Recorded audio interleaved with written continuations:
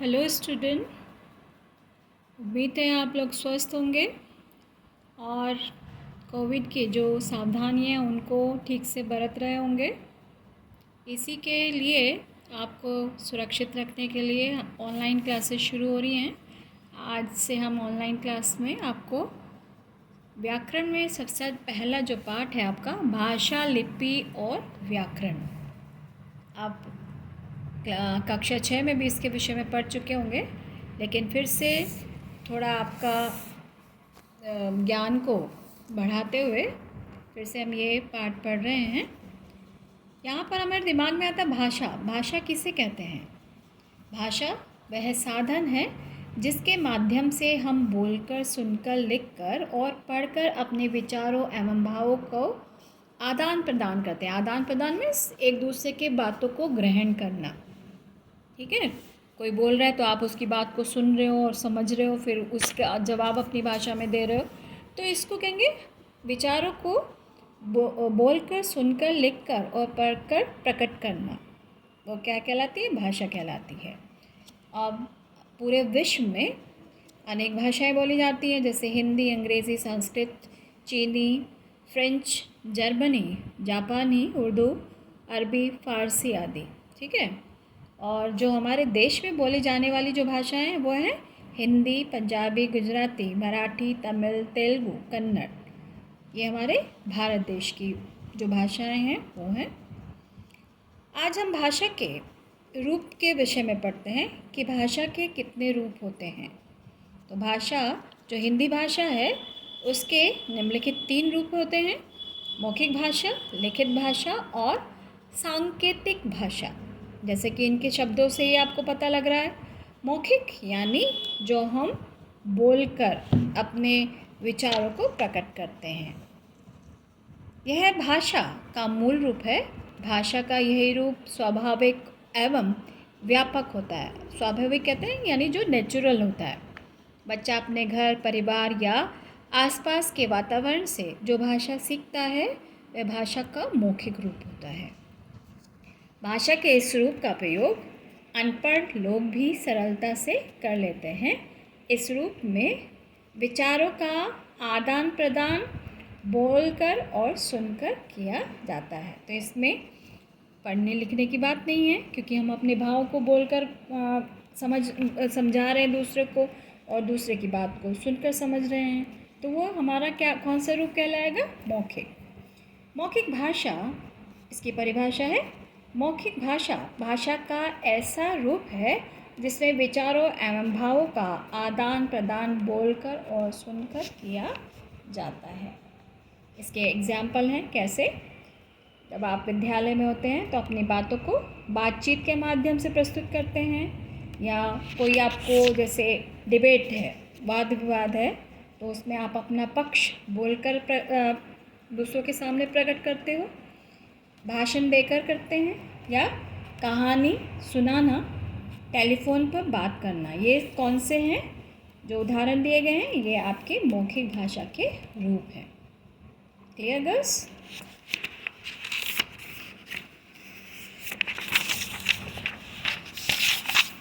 फिर दूसरा प्रकार है भाषा का लिखित भाषा।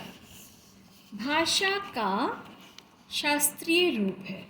भाषा के इस रूप को अभ्यास के द्वारा ही सीखा जा सकता है। जैसे कि आप लोग इतना हिंदी की तरफ इतना ध्यान नहीं देते, आपकी जो स्पेलिंग मिस्टेक होती हैं, यानी आपकी अशुद्धियाँ, वर्तनी अशुद्ध होती है, तो वो इसी कारण होती है क्योंकि आप उसका अभ्यास नहीं करते। अनपढ़ व्यक्ति लिखित भाषा का प्रयोग नहीं कर सकता है क्योंकि उसको भाषा के विषय में ज्ञान नहीं है। भाषा के इस रूप में हम अपने विचारों को लिखकर प्रकट करते हैं तथा दूसरे के विचारों को पढ़कर हम समझते हैं। तो ये अपने विचारों को लिखना और दूसरे के विचारों को पढ़कर समझना ही लिखित भाषा के अंतर्गत आता है। इसकी परिभाषा इस प्रकार हो गई है: लिखित भाषा भाषा का वह रूप है जिसमें विचारों एवं भावों का आदान प्रदान लिखकर और पढ़कर किया जाता है।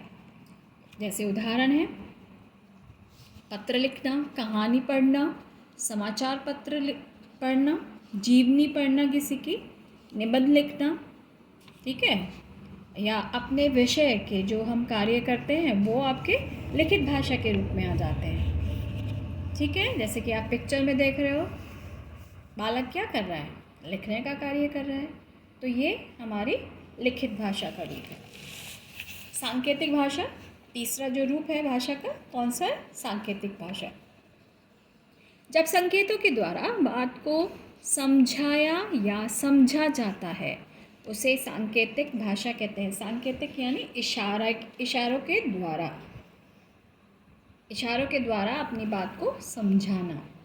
जैसे आप देख रहे हैं पिक्चर में, ट्रैफिक पुलिस खड़ी है बीच में और चौराहे पर ट्रैफिक को वो नियंत्रित कर रही है, तो वो सिर्फ इशारों से ही अपने इस यातायात को नियंत्रण करती है।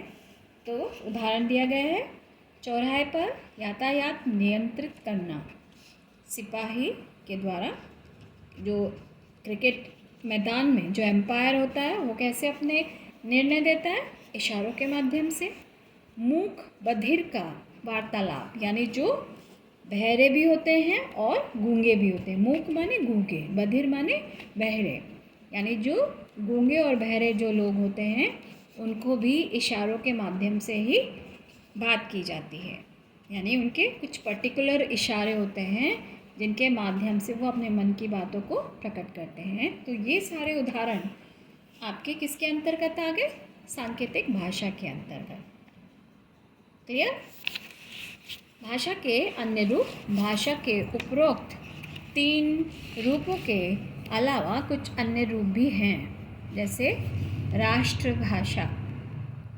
राष्ट्रभाषा देश के अधिकांश लोगों द्वारा बोली और समझे जाने वाली भाषा को राष्ट्रभाषा कहते हैं। यानी जिस देश में अधिकतर जो बोली जाती है और उसको समझा जाता है वही हमारे देश की राष्ट्रभाषा होती है।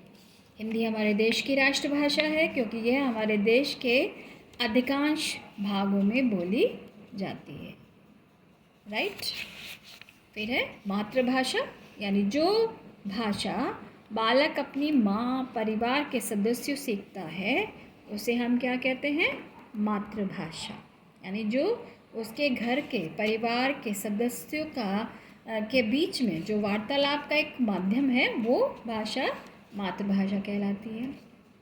राजभाषा, जिस भाषा का प्रयोग सरकारी कामकाज में अधिकाधिक रूप में होता है उसे राजभाषा कहते हैं। यानी जितने भी आपके ऑफिसेस के काम होते हैं और वो उस भाषा के रूप में होते हैं उसे हम क्या कहेंगे, राजभाषा।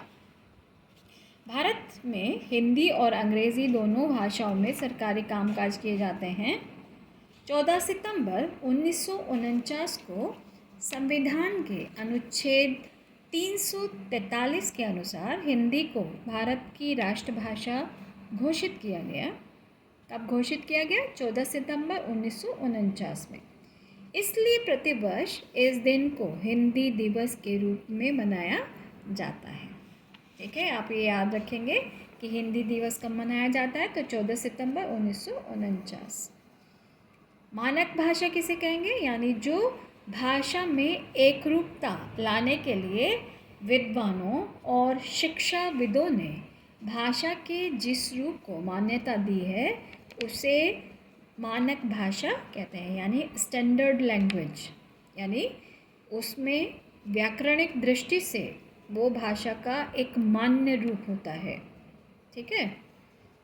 बोली किसे कहते हैं, बोली यह भाषा का क्षेत्रीय रूप है, यानी किस थोड़े से क्षेत्र में वो जो बोली जाने वाली भाषा होती है उसे बोली कहते हैं। जैसे भोजपुरी, ब्रजभाषा, मारवाड़ी, राजस्थानी आदि। साहित्य आप किसे कहेंगे, लिटरेचर। लिटरेचर किसे कहेंगे, प्रत्येक भाषा में विद्वानों के द्वारा जो ज्ञान लिपिबद्ध करके सुरक्षित कर दिया जाता है, यानी जो आपकी स्क्रिप्ट है उसमें वो लिपिबद्ध कर देते हैं, उसे साहित्य कहते हैं। दूसरे शब्दों में किसी भाषा के ज्ञान के संचित कोश को साहित्य कहते हैं। संचित कहते हैं यानी जो ज्ञान इकट्ठा किया गया है, यानी इकट्ठा किए हुए ज्ञान के भंडार को साहित्य कहते हैं। कोश माने भंडार। साहित्य की रचना दो रूपों में की जाती है, गद्य साहित्य और पद्य साहित्य। यानी गद्य में यानी जितने भी आपके चैप्टर हैं प्रोज यानी जिसमें आती है वो गद्य के अंतर्गत आते हैं, और जितने भी आपकी कविता हैं वो पद्य साहित्य में आते हैं। ठीक है, तो दो प्रकार के गद्य और पद्य। फिर है लिपि, यानी जो आपकी लिपि है। लिपि किसे कहते हैं? लिपि प्रत्येक भाषा के लिखने का ढंग अलग अलग होता है। प्रत्येक भाषा के कुछ निश्चित ध्वनि चिन्ह होते हैं। इन्हीं ध्वनि चिन्हों को ही उस भाषा की लिपि कहते हैं। अतः हम लिपि को निम्नलिखित रूप में परिभाषित कर सकते हैं। लिखने के ढंग को लिपि कहते हैं, यानी जो लिखने का एक तरीका होता है ध्वनि के माध्यम से। जैसे आप जितने स्वर हैं आपके ए आ ई, तो उनकी साउंड जो स्वर होता है, उनकी जो आवाज़ होती है, उनको जो उतार चढ़ाव होता है, उनकी मात्राएं कैसे होती है, उनको जो एक लिपिबद्ध कर दिया गया है। ठीक है, उनको लिखने के ढंग को लिपि कहते हैं। हिंदी भाषा की लिपि क्या है? देवनागरी लिपि। ठीक है, क्लियर? तो यहाँ पर कुछ भाषाएं दी गई हैं और उनकी लिपियाँ दी गई हैं। जैसे हिंदी भाषा की लिपि क्या है? देवनागरी। गुजराती की भी देवनागरी। अंग्रेज़ी भाषा की लिपि क्या है? रोमन। पंजाबी गुरमुखी। बंगाली बंगला। संस्कृत देवनागरी। नेपाली देवनागरी। जर्मन रोम। उर्दू फारसी और मराठी देवनागरी। तो यहाँ पर रोमन यानी आपने अभी जर्मन जो है उसकी लिपि क्या है? रोमन लिपि है। ठीक है, तो इस तरह से आपने भाषाओं के जो लिपियाँ पढ़ी हैं उनको आपको याद करना है। आपने देखा होगा यहाँ पर हिंदी, गुजराती, संस्कृत, नेपाली और मराठी भाषाओं की लिपि देवनागरी ही है। ठीक है, अब है व्याकरण। अंतिम जो आपका बिंदु है व्याकरण। व्याकरण भाषा के नियमों का ज्ञान हमें व्याकरण के माध्यम से होता है। व्याकरण के द्वारा हम भाषा को शुद्ध रूप से बोलना, लिखना व पढ़ना सीखते हैं। यानी भाषा का जो शुद्ध रूप है वो व्याकरण के द्वारा ही होता है। अतः हम व्याकरण की परिभाषा निम्नलिखित रूप में दे सकते हैं। क्या होगी परिभाषा हमारी? व्याकरण वह शास्त्र है जो किसी भाषा को शुद्ध रूप से पढ़ना, लिखना और बोलना सिखाता है। ये आपकी डेफिनेशन हो गई परिभाषा व्याकरण की। व्याकरण के विभाग जो आपके आगे पाठों का जो विस्तार होगा वो इन्हीं बिंदुओं पर होगा। वर्ण विचार, शब्द विचार, वाक्य विचार। ठीक है, वर्ण विचार में आपकी वर्णमाला, वर्णमाला के भेद, उनके उच्चारण, इनका हम अध्ययन करेंगे। शब्द विचार के अंतर्गत शब्द की उत्पत्ति कैसे हुई, रचना कैसे हुई, उनके प्रकार क्या हैं, उनके प्रयोग क्या हैं, इनके विषय में पढ़ेंगे। और वाक्य यानी वाक्य की रचना कैसे हुई, वाक्य के कितने भेद होते हैं, वाक्य विश्लेषण क्या है, विराम चिन्ह क्या है। तो टोटल हमारी जो ग्रामर है इन्हीं बिंदुओं पर आधारित है।